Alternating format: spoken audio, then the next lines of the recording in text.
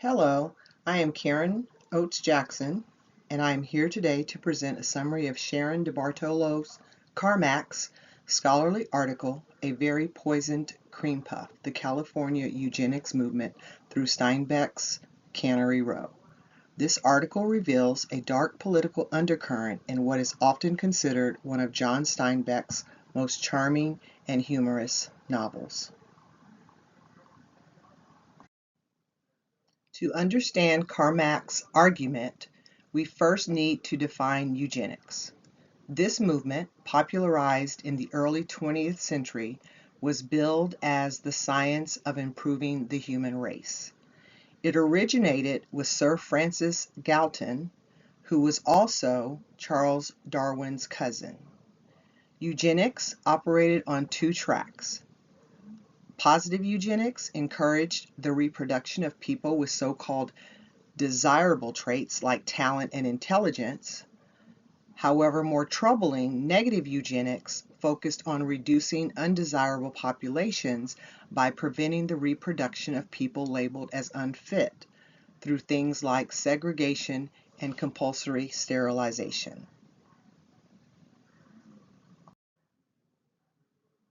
While many associate eugenics with Nazi Germany, its global epicenter is in the early 20th century was actually the United States, and specifically California. California passed its first compulsory sterilization law in 1909 and became a world leader in the practice. Between 1909 and the mid-1900s, roughly 20,000 involuntary sterilizations were performed in California state institutions, a staggering one-third of the total performed across the entire country. The targets were people and institutions deemed feeble-minded, but sterilization was disproportionately applied to immigrants and minorities, particularly Mexican and Chinese populations. Notably, influential academic figures like David Starr Jordan, the founding president of Stanford University, where John Steinbeck did attend briefly, were active proponents of these laws.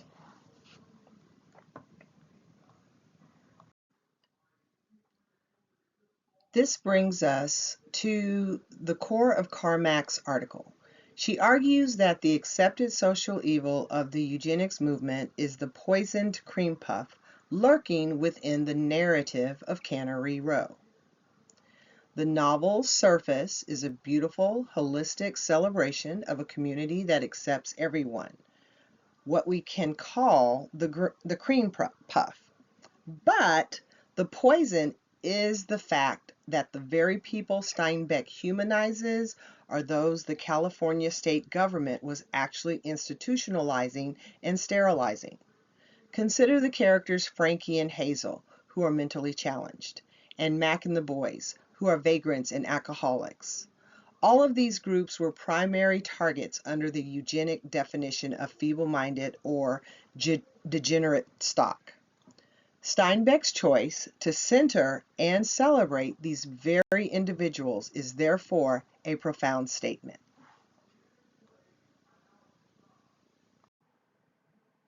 Steinbeck's novel is a subversive counter-narrative to the eugenics philosophy, championed through his use of character and setting.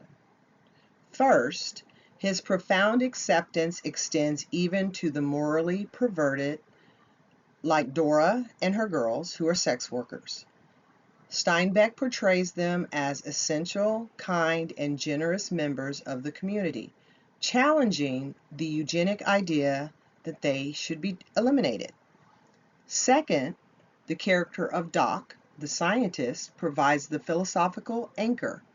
Doc studies the creatures in the tide pools with pure, non-judgmental observation.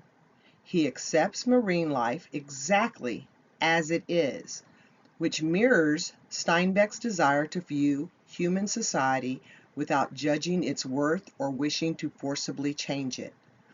By demonstrating that every individual, the vagrant, the prostitute, the mentally simple, possess intrinsic worth and forms a vital, interconnected ecosystem. Steinbeck's novel quietly dismantles the eugenic premise of unfit people.